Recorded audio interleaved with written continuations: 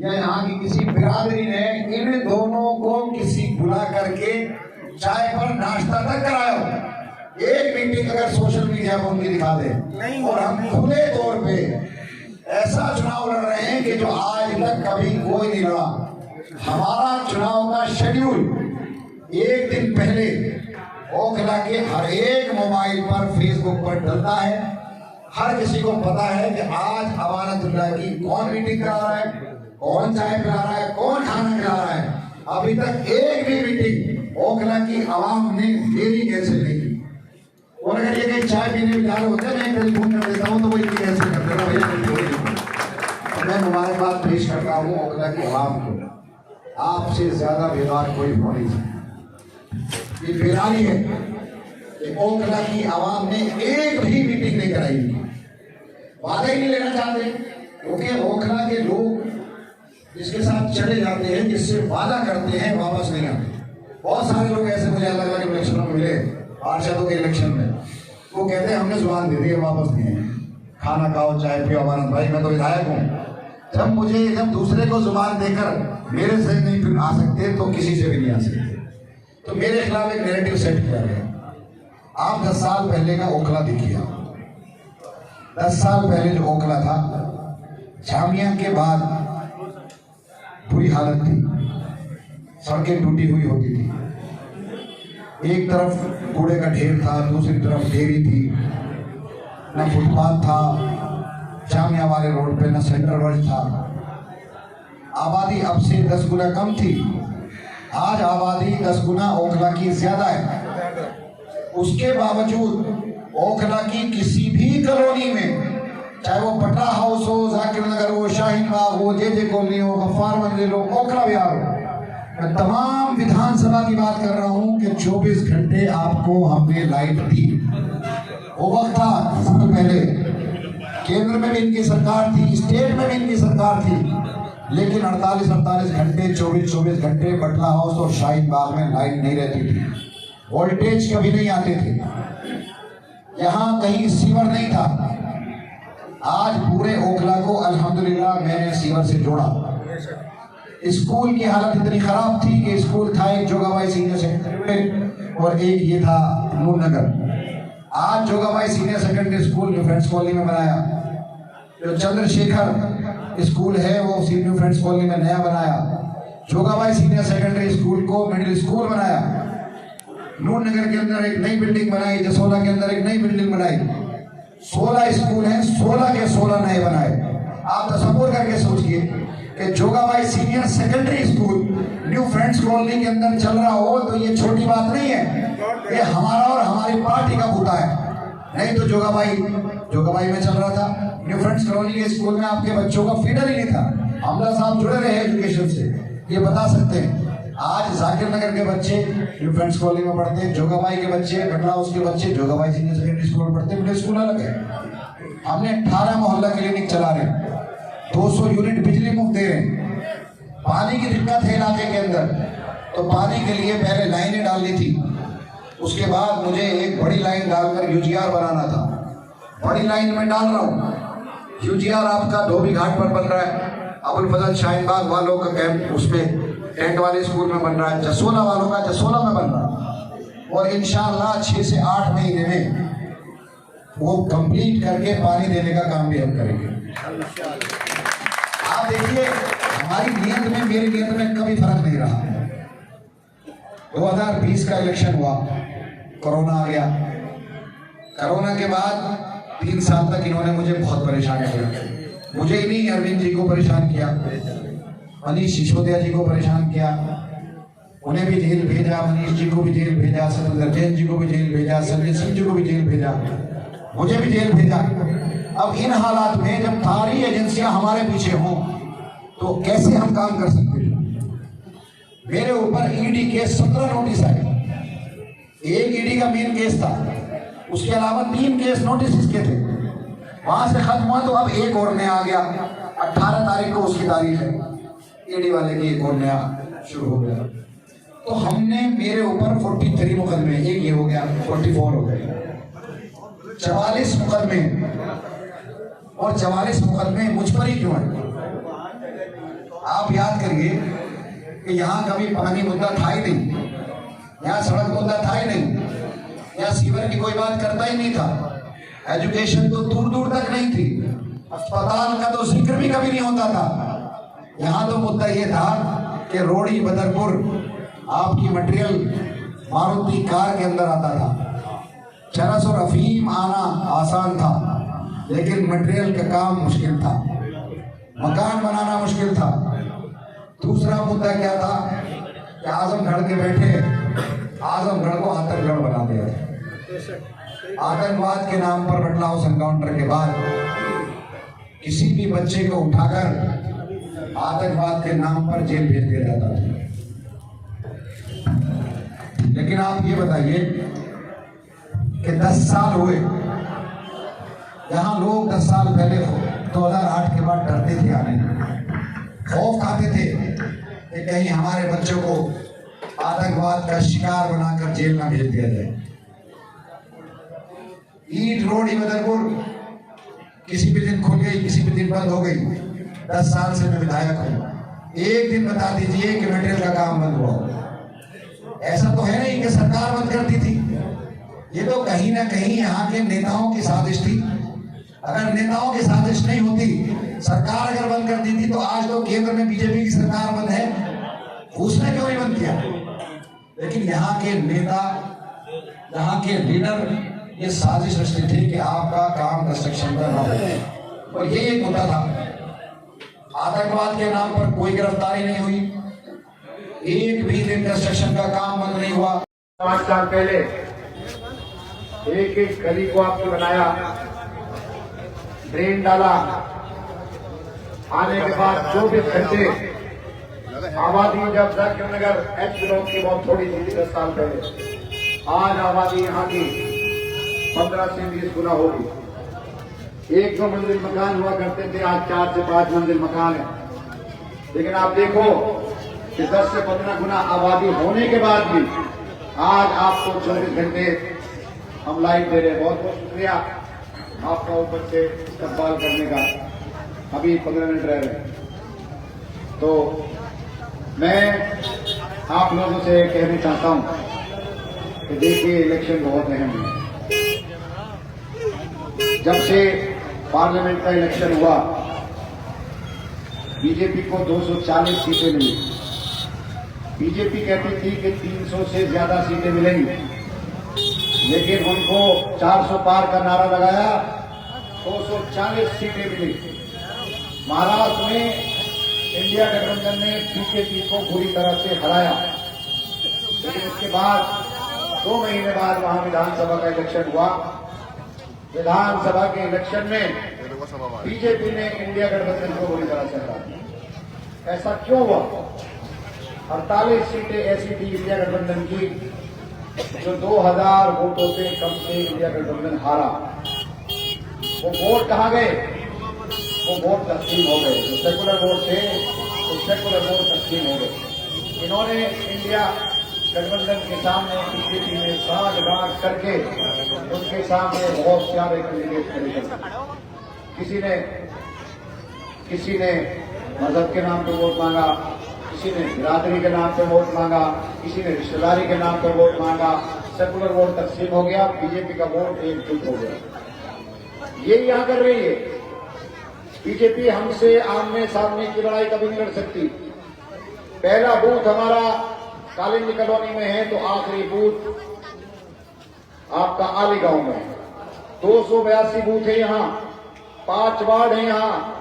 282 booth, 5 ward पर आम आदमी पार्टी को वोट मिलता है। हर एक बूथ पर वोट मिलता है, हर एक मोहल्ले में वोट मिलता है, हर एक गली में वोट मिलता है। हमारा हर एक घर में वोट है। कांग्रेस शाहीनबाग थाना क्रॉस करने के बाद कोई वोट उनके पास नहीं है। हमारी जीत 2015 में 64,000 वोटों से इसीलिए हुई कि भाई हमें इधर का भी वोट मिला, मुसलमानों का भी वोट मिला, हिंदू भाइयों का भी वोट मिला, हर कम्युनिटी का वोट मिला। 2020 में मुझे 1,32,000 वोट मिले, कांग्रेस को महज 5,000 वोट मिले, बीजेपी को 58,000 वोट मिले। मेरी लीड 73,000 की हो गई। बीजेपी कभी हमसे नहीं लड़ सकती आमने सामने। अब बीजेपी नया फंदा लेकर आई है। कि हमारे बीच में से हमारे लोगों पे वोट कटवाओ। आज एक मैंने रिकॉर्डिंग सुनी मनीष, वो किसी से बोल रहा था कि तुम बीजेपी के मुझे चुनाव मत लड़ाओ, तुम किसी और को चुनाव लड़ाओ। अगर तुम मुझे चुनाव लड़ाओगे तो तुम्हारे सिर्फ एक वोट मिलेगा, मुसलमानों का वोट तस्लीम नहीं होगा। तुम इसलिए किसी और को लड़ाओ, तो किसी और को लड़ाओगे तो बहकाने में ज्यादा आसानी होगी। तो आज ये साजिश कर रहे हैं, अगर हमारा वोट बटेगा तभी हम हार सकते हैं, और अगर हमारा वोट नहीं बचेगा तो हम किसी भी सूरत में आम आदमी पार्टी यहां से नहीं आ सकते। आम आदमी पार्टी ने आपके लिए बहुत काम किया, आपको 200 यूनिट की मुफ्त दी है, मोहल्ला क्लिनिक बनाई, दवाइयां मुफ्त मिलती है, एक एक गली एक एक सड़क बनाने का काम किया। जब मैं जेल में था तो मेरे खिलाफ एक साजिश रची गई, एक नैरेटिव सेट किया गया कि बहुत सारी गलियां खुदी हुई हैं, लोग परेशान हैं, बहुत सारी गलियां खुदी हुई हैं, लोग परेशान हैं। हाँ, मैं भी मानता हूं, जब मैं जेल में था उस दफा स्पीड से काम नहीं हुआ जिससे होना चाहिए, लेकिन जब से जेल से आया हूं एक एक गली बनाने का काम मैंने किया, एक एक सड़क बनाने का काम मैंने किया, सीवरों को साफ किया, कूड़े को साफ किया, जामिया साहने से लेकर के जामिया मेट्रो स्टेशन तक ओखला हेड का जो रास्ता है 24 घंटे जाम लगा रहता है, वहां पर मैंने अपने वॉलंटियर खड़े करके जाम खुलवाने का काम आया। तो बिजली के मीटर लगाने का कैंप लगाया मैंने, बहुत सारे मीटर लग गए, बहुत सारे नहीं लगे। इलेक्शन के बाद इंशाल्लाह बैठकर सारे अफसरों को बुलाकर एक एक मीटर लगाने का काम करूंगा, एक एक मीटर। आप खुद सोचो, जब 2 महीने में मैंने इतना काम कर दिया, 2 साल 2020 में कोरोना रहा, 3 साल तक मुझे बहुत परेशान किया, मुख्यमंत्री जी को परेशान किया, सत्येंद्र जैन जी को जेल भेजा, मुझे जेल भेजा, मनीष सिसोदिया जी को जेल भेजा। हम पूरी सरकार को और पूरी पार्टी को केंद्र की ईडी सीबीआई ने इतना परेशान किया, इतना परेशान किया कि हम अपने आप को बचाने में, कोर्ट के चक्कर लगाने में, कोर्ट में इसी में लगे रहे। 2 साल कोरोना में निकले, जब कोरोना में गया तो मुझे ये लगता था नहीं, अब हमें अपने इलाके का काम करना चाहिए, लेकिन इन्होंने हमें काम नहीं करने दिया, इन्होंने बर्बाद करने की साजिश रची, मुझे जेल भेजा, 72 दिन जेल में रहा। जब से जेल से आया हूं 24 घंटे काम कर रहा हूं, एक दिन घर में खाना नहीं खाया, एक रात पूरी नहीं सोया, 2 घंटे से ज्यादा नहीं सोया। रात को 4 बजे 5 बजे 6 बजे आपकी गलियां बना रहा होता हूं, सड़कें साफ करा रहा होता हूं, मीटिंग कर रहा होता हूं, सुबह फिर निकल जाता हूं, क्योंकि मुझे तो इलाके की एक एक जगह जाना है, एक एक मोहल्ले में जाना है, लोगों के मसाइल पूछने। मैंने इस 2 महीने में 300 से ज्यादा मीटिंग की है, मैंने 300 से ज्यादा मीटिंग, हर गली तक गया हूं, हर मोहल्ले तक गया हूं, हर किसी से जानने की कोशिश की है कि उनकी परेशानी क्या है, और काम की परेशानी जो भी थी उसको हल करने का काम किया। अब मैं आपसे कह रहा हूं कि इतना टाइम सिर्फ मुझे 6 महीने आप दोगे, आपकी एक एक गली को दोबारा बनाऊंगा मैं, एच ब्लॉक सीवर डालूंगा, पंप हाउस इंशाल्लाह 15 दिन में चालू हो जाएगा। बटला हाउस, जोगाबाई, जाकिर नगर का जितना भी इलाका है, जहां भी थोड़े बहुत सीवर का पानी बाहर आ रहा है, तो सिर्फ इसलिए आ रहा है कि पंप हाउस अभी चला नहीं है। 15 दिन में इंशाल्लाह पंप हाउस चालू हो जाएगा। आपके यहाँ एक बूंद पानी नहीं रहेगा सीवर का, एक गली में पानी नहीं रहेगा। एक एक गली को बनाने का काम मेरा है, पूरे इलाके को पानी देने का काम मेरा है। मैंने पानी की लाइन बिछा दी है, मेन लाइन में डाल रहा हूं, जो जामिया मेट्रो स्टेशन से तक डल गई है। उसके बाद धोबी घाट टैंक गुजियार बनाऊंगा, जहां से पूरे इलाके को पानी दूंगा। 24 घंटे में आपको लाइट दे रहा हूं। एक अस्पताल जो सहित बिहार के एल ब्लॉक में हमने 3 तो मेरी कुर्बानियां भी बहुत हैं। मैं आपके लिए लड़ा हूं, आपके लिए मैं लड़ा हूं। तो शाहीन बाग को डेमोलेशन करने के लिए आ रहे थे तो मैं ही खड़ा था, बदले में मुझे मुकदमा मिला, लेकिन मैंने शाहीन बाग के अंदर एक ईंट भी नहीं तोड़ने दी, किसी एक शोरूम के नहीं तोड़ने दिया, एक मकान नहीं गिरने दिया। आए दिन आपके यहाँ डेमोलेशन चलता था, आए दिन कहते थे कि एच ब्लॉक और हरी मस्जिद से आगे का पूरा इलाका सेफ है, इसको तोड़ दिया जाएगा। ये नक्शे में ही नहीं है। लेकिन आप बताओ, जिस दिन से मैं आया हूं, यमुना के किनारे तक एक एक गली बना दी, सीवर डाल दिया, पानी की लाइन डाल दी, गैस डाल दिया, एक एक सड़क बना दी, आपका पूरा इलाका महफूज कर दिया, आपका एक एक घर महफूज कर दिया। अगर किसी का आशियाना बच जाए अगर किसी का घर बच जाए तो इससे बड़ी कोई बात हो सकती है?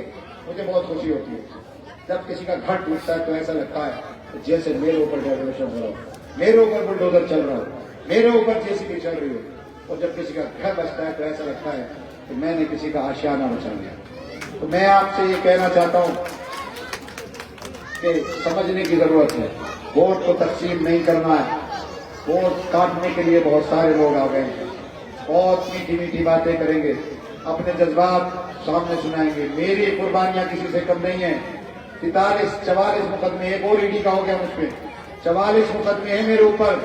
जाति कुछ नहीं है, मेरा बच्चा भी बर्बाद हो गया, मेरी बेटी भी बर्बाद हो गई, मेरे बेटे पर 4 मुकदमे हैं। फिर वो ये सजा काट रहा है कि वो मेरा बेटा है।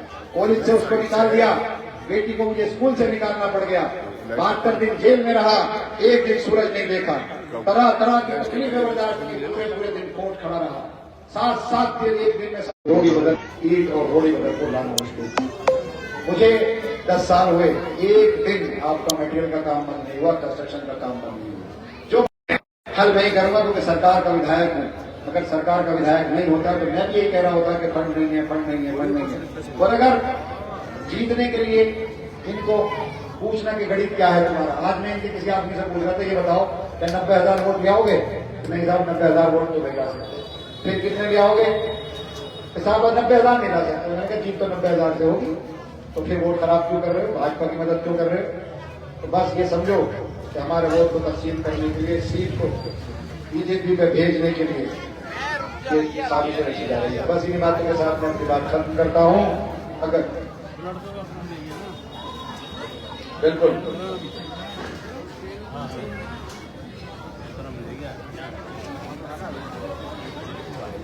बेटा वो मैं बना रहा हूँ इसलिए नहीं बनाया। नफीस रोड थोड़ी सुनो बेटा, सारी गलियां बना दी। नफीस रोड मैंने इसलिए नहीं बनाया कि नफीस रोड मेन है, मुझे वो गहरा करके डालना है, बड़ी लाइन डालनी है। जब मेरा टैंक वो चल जाएगा पंप तब करूंगा, लेकिन मैं उसको अभी रिपेयर कर रहा हूं। मैंने अभी सफाई कराई है उसकी, आज रात को इंशाल्लाह आपकी तकलीफ सुनकर रिपेयर करा दूंगा।